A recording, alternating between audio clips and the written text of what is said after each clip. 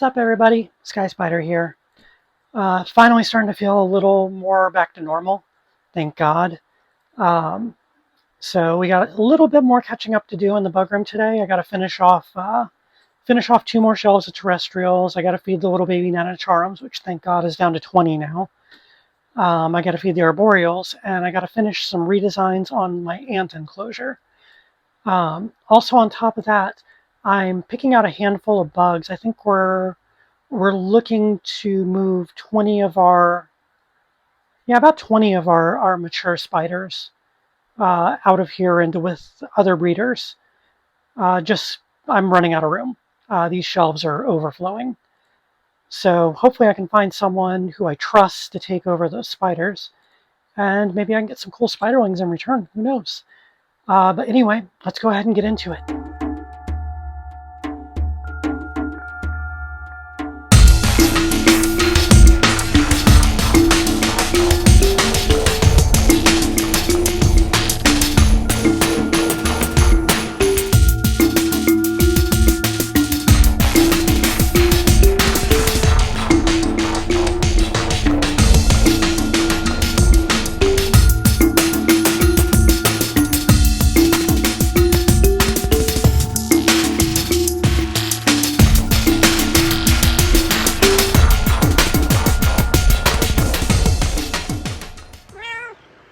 As usual, my little assistant Zoidberg's in here with us today.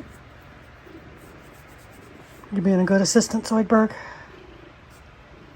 Yeah?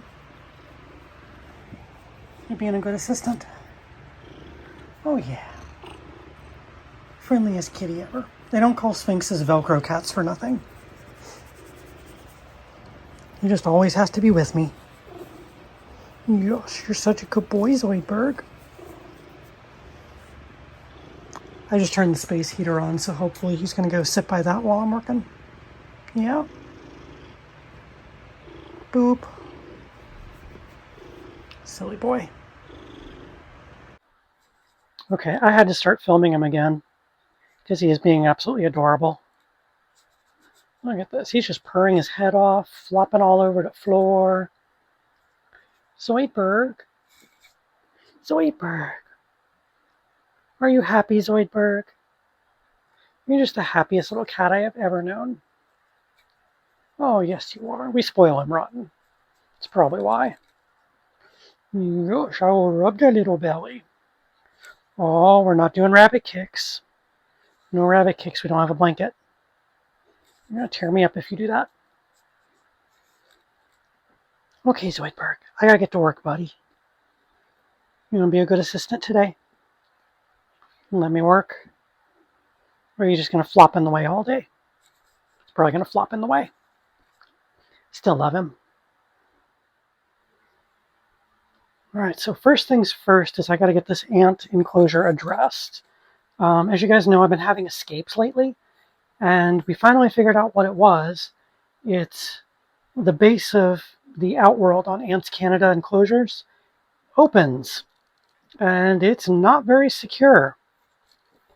So they were sneaking out of that. I duct taped the whole thing together as tightly as I could. And they found their way down to the duct tape, chewed through it, and started getting out again. So it was not easy, but I got almost all of them out of the outworld, cleaned it completely out, siliconed the base in place. This is not opening ever again. Well, not without some effort and maybe a knife. But yeah, we need to remake this outworld. I don't know if I'm going to use the gravel again. It looked nice, and they aren't able to drag it into their hides or into their hive. But yeah, they can squeeze in between them, and if there's any shift in weight, if I need to move an enclosure around, it can possibly squish them. I can't use my soil mixture because I'll just carry it straight back into the hive. And the only sand I have is black, which, yeah, it's going to blend in with these little guys. You can see I put a few of them in here, the ones that wanted to hide in that piece of cork bark, because I had no way to get them easily back into the nest. So yeah, let me figure out what kind of substrate I'm putting in here, And then we will get this all reassembled and give the ants some food and a honey pot in here, or jelly pot. Honey pot. I've been watching way too much news today. Okay, so the good news is I found some light-colored sand hiding in the closet, so we will be able to see the ants. Bad news is, once again, this is a very, very poorly designed outworld. Like, I love Ants Canada, I love the nest. I'm really starting to hate this fucking outworld. My barrier of choice is a type of silicone grease. I've had really bad luck with a lot of the other barriers in the past with roaches. So I'm a little more hardcore on what I use.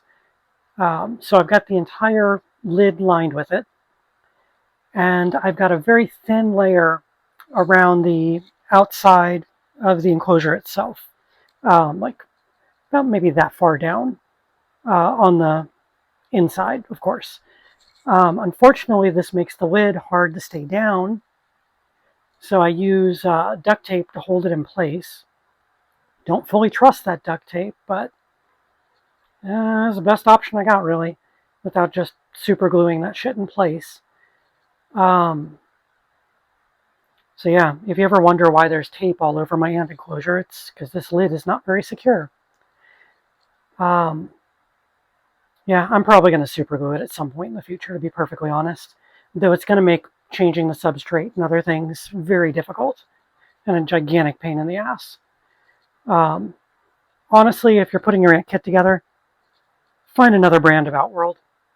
If you're even going to use an Outworld, I know some people don't. But yeah, let's get this thing decorated and hooked up so we can get our ladies back where they should be.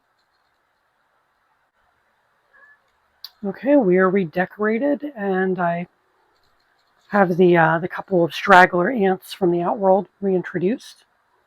So they're running around, going a little nutsy at the moment. Let me get this back up on the ant stand and reconnect them. Okay, we are reconnected to the colony. I gave them a brand new jelly pot, and last night I gave them a feeder in this little feeding portal here right next to the main hive. But they are reconnected back here through all these series of tubes. And let's take a quick look inside the colony, see how everyone's doing. So this original colony has become the satellite nest. Although, is that the queen right there? Or just a major? She's usually in the other nest. But yeah, we got quite a few over here. And then the new nest that they've taken up as their main. Oh, yeah, there she is. So there's Aunt Savage. And then babies everywhere. Oh my god.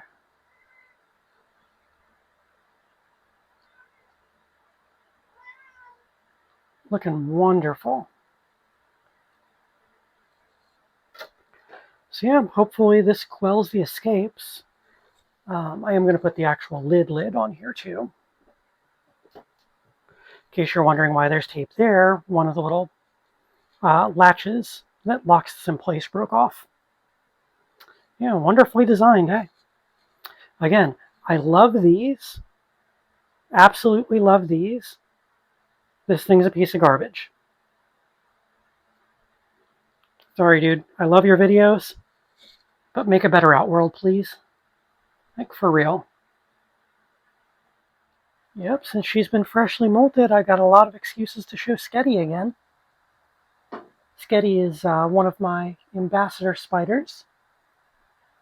In case I ever give lectures at, like, scout groups, elementary schools. She's one of my sweetest tarantulas, so I always love bringing her along.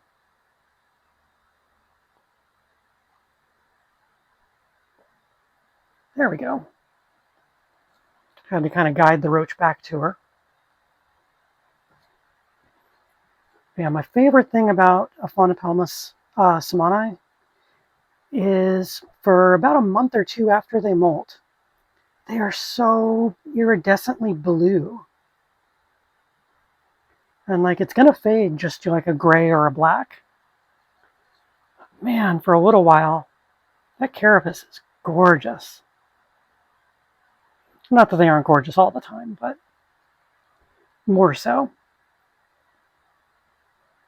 All right, thanks for letting us watch Sketty. We'll see you later. Little sweetheart.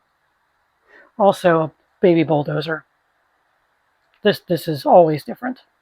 Always. And I can't maintain a water dish in here.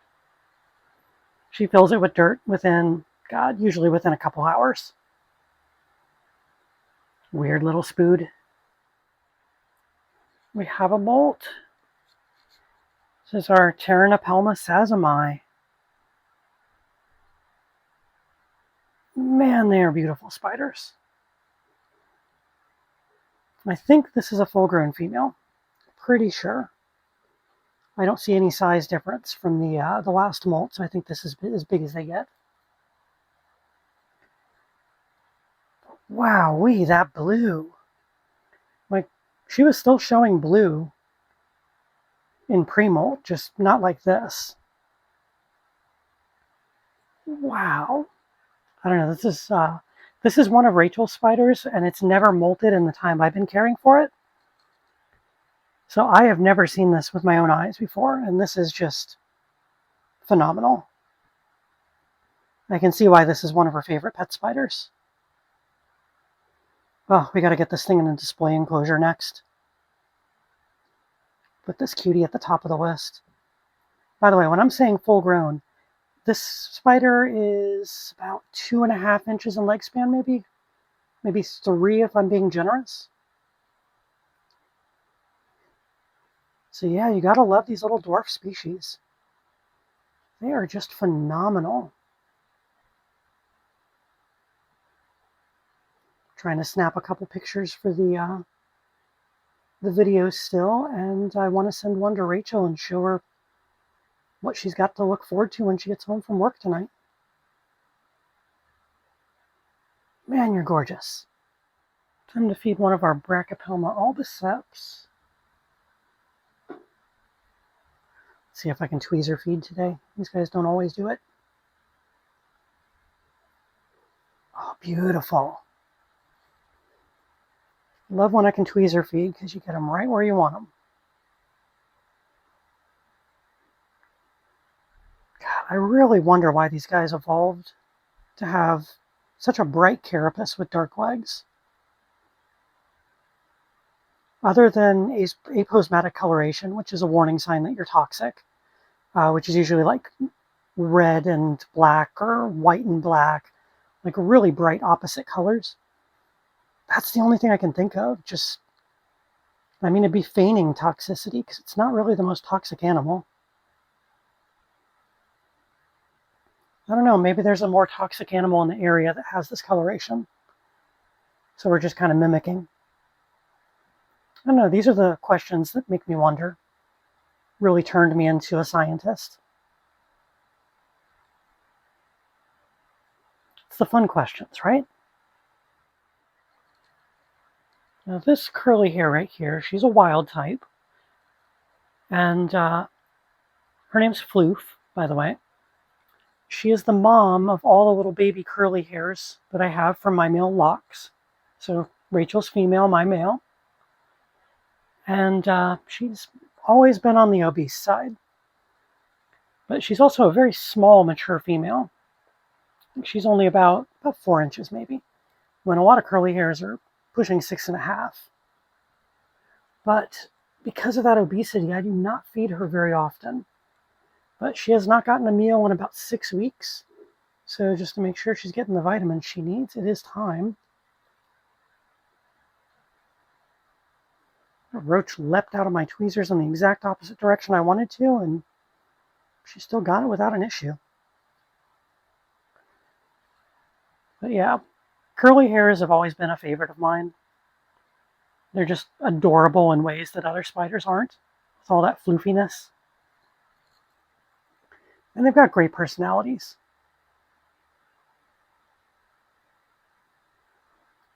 Definitely one of the spiders I think should be in just about everybody's collection. So yeah, say hi to Floof. We won't be seeing her again for a little bit. Hopefully she molts soon, loses some of that excess weight. Oh boy, one of my favorite type of molts to come across. Brazilian black. Oh my god, they're always so pretty when they molt. Honestly, they're pretty 24/7. That velvety black color is just one of the nicest in the hobby. And for reasons I don't understand, but I will not judge, Rachel has 4 immature Brazilian blacks, and I don't think she ever plans to breed them. I think they just might be her favorite species. But I mean, who can blame her? God, they're so pretty. I think this one molted a little while ago. I did have some time away from the bug room while I was sick. That molt was pretty crispy, so let's see if we're ready to eat yet.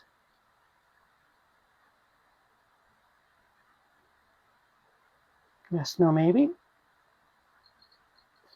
Yep, we're ready. It's always hard to tell if you don't get to them for a little while. I think it was about 10 days in between feedings.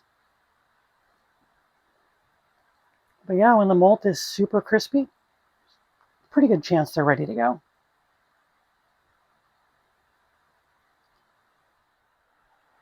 Zoidberg is being a very good assistant over there. He's sitting by the heater, staying warm, watching the feeder bin, making sure no one gets out. He's just a good little boy. Yes, you are, Zoidberg. Love you, buddy. Boop. Best cat ever. I rehoused this Grammostola about a month ago. And look at all this web.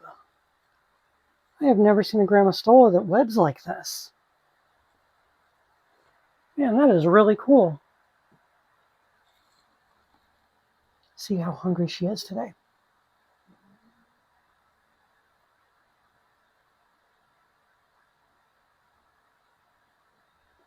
Well, that's unexpected. Let's try a little closer. Are you kidding me? This is one of the spiders that never refuses. I guess we're going into pre-molt. Now I gotta get that damn cricket out, though.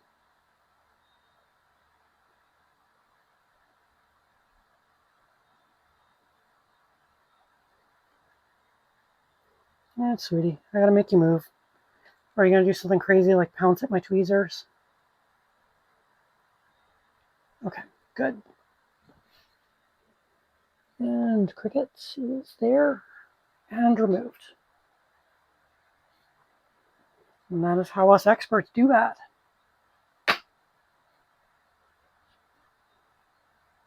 Yep, guess she's going into pre-molt. Maybe all the webbing is just a mat to lay on while we're molting and you just wanted queen size mat.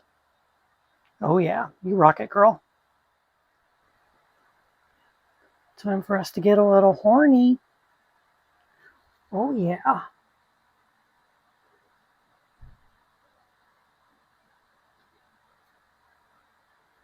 Let's try and tweezer feed today. Boop. No, not the tweezers. Donkus. She started climbing up my tweezers. Can I have them back? Thank you. God, you little donkus. The food's over here. Pretty sure she's still gonna get it.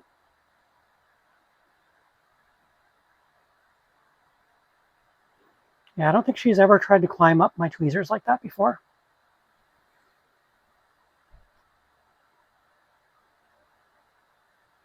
So we're starting to get a little on the overweight side. It's probably her last decent meal before we get another molt. That said, I think she's due for a molt here in the next month or two. Just looking at her old molt records.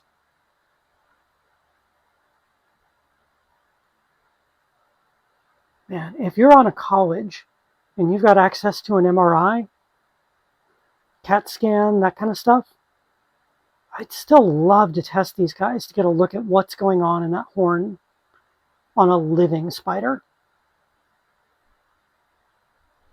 I'm just so fascinated by what that's for.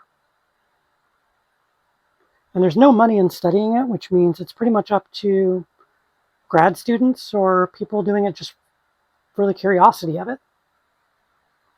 And I am all about the curiosity side. Also, I used to be a grad student, so tangential. Okay, we're not really doing any feeding today with Emrakul. She's a little on the chunky side here. Well, we are just doing a quick little open up and check on her. Top off the water dish. See if she attacks the water. If she does, I might give her a small feeder. Okay, yeah, she's not hungry. Let that spill over just a little bit.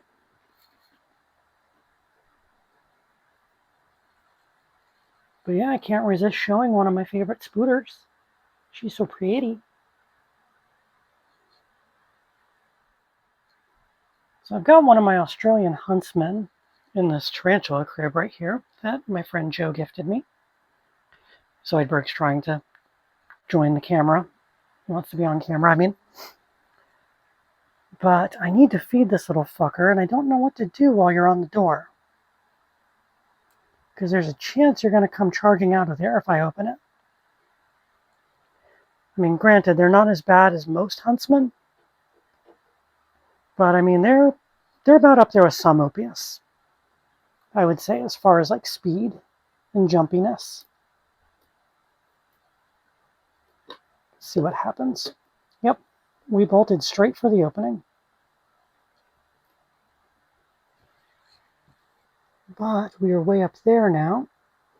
I don't know if I'm going to be able to get anything on film as far as this catching prey.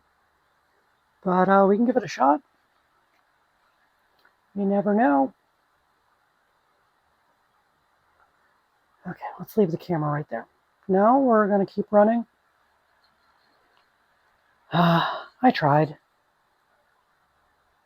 want to wait till these guys are probably full grown before I can get good feeding clips from them. Like on a consistent basis. Look who's out and about again. Let's see if we can get a good feeder for this one.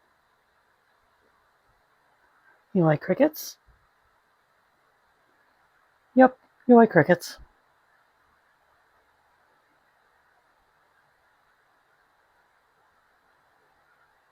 Man, those colors.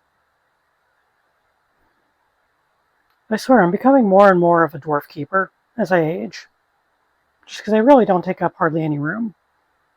Now, when you're getting spiders this color, like they're just as good as the big ones.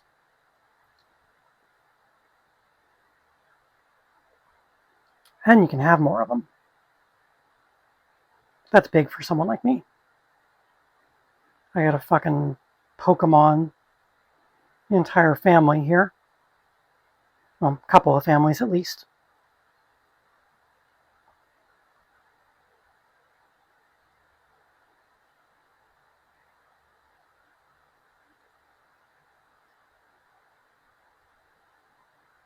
And we disappear around a corner.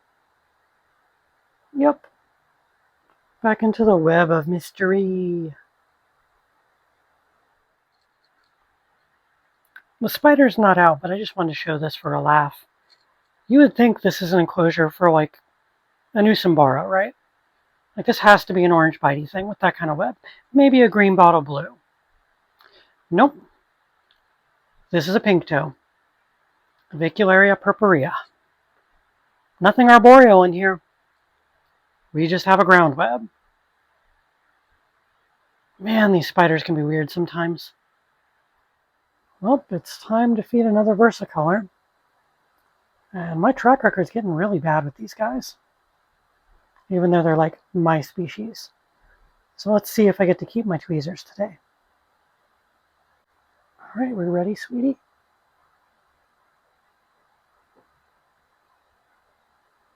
Do I get the tweezers back? You got your food.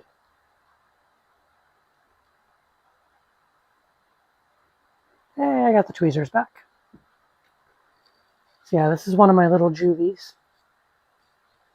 Hopefully coming up for breeding here in another year, year and a half. If I had to guess, I would lean toward female on this one, but I've never vent sexed it. But yeah, you got those really awkward in-between colors from the juvie stage, where the legs are kind of more brown than green. I don't know, I still think they're absolutely gorgeous. It's so cool you get a spider species that gives you different colors every molt. It's kind of how I fell in love with the species.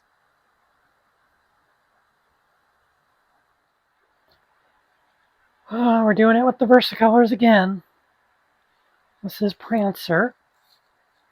She's the mom of the babies I recently shipped out. Once again, let's see if I get my tweezers back. Hey, that's always good to see. And as always, one of my prettiest spiders. I know these arboreals are ridiculously hard to film sometimes. But it's worth the effort for these Verses. Oh my god. Just the prettiest spoods in the world. Can't get enough of them. So yeah, if you bought one of those Versicolors that went to Tom Patterson and Fear Not, this is what you got to look forward to in a few years. They are every bit worth the wait.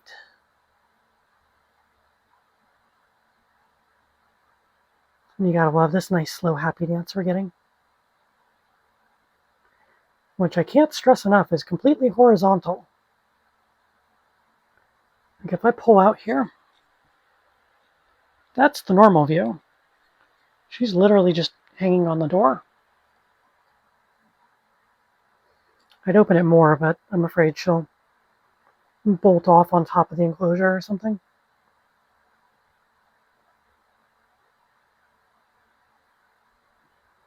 But yeah. Let me know in the comments how many of you are as obsessed with Versicolors as I am. I bet it's a bunch of you.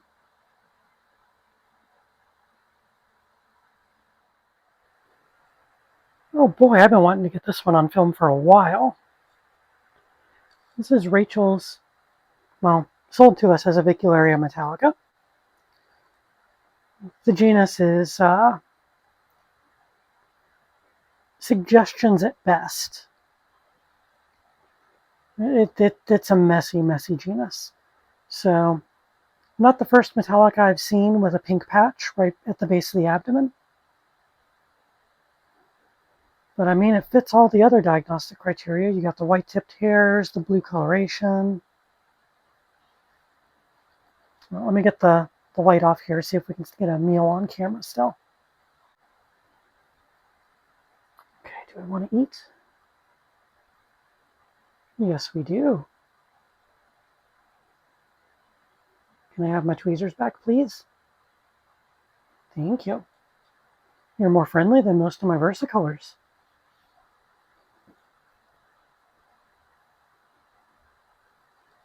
But yeah, who doesn't want a blue pink toe?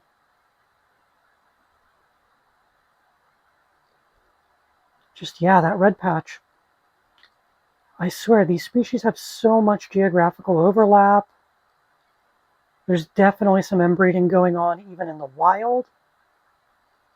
Sorry, inbreeding, hybridization, I mean. My apologies for using the wrong term there.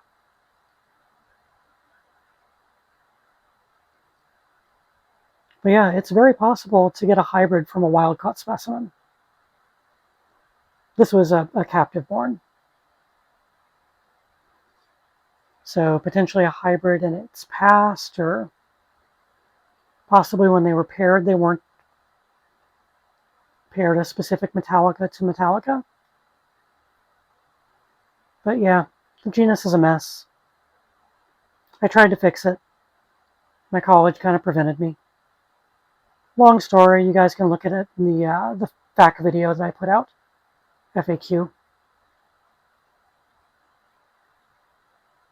Yeah, that's a long story that doesn't belong in this video.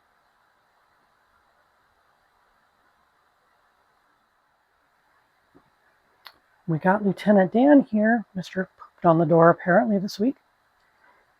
He is the boltiest of bolty spiders that I own. So, yeah, film through the door before I open this, just in case he is completely gone in a second. I've gone into detail in the past how he got the name Lieutenant Dan. Yep, he's going to disappear into the back, it looks like, but that doesn't mean he's not going to bolt.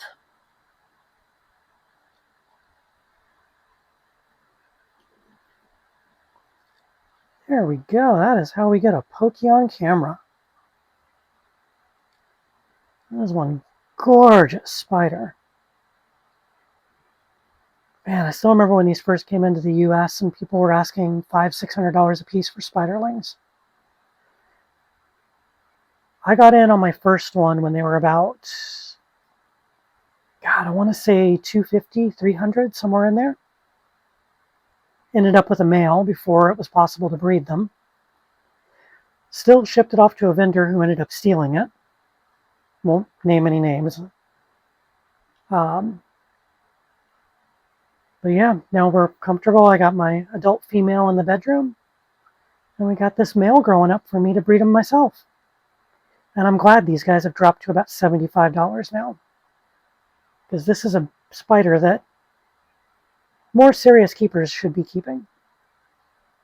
This is definitely one of the prettiest expert level tarantulas out there. I don't know if I go expert level. They're not that hard to keep. It's just pokies are dangerous. They're fast. That venom is significant. So I don't recommend them unless you really know what you're doing and how to catch a bolting spider. And like what to do if it runs up your arm or something. Because that's always a risk. Oh, and Zoidberg's walking by at the worst possible moment. Thanks, Zoidberg. Alrighty, so that's all the regular bugs I needed to get done. I've only got the 20 Natanacharum babies. And they're not that interesting on camera yet. So I'm going to get them fed. And maybe I can even get some breedings done tonight if I have enough time and energy. So until next time, I'll see you guys later. Be nice to your bugs. I took my mic off and everything to start feeding the Natanacharums. And look at this. Looks like it's time for them to molt. That makes my feedings easier today. I just need to water everybody. How cool is that? I caught one literally as it was done molting. Like I saw the molt and pulled it out and didn't even realize the spider was right next to it still. So yay, go babies.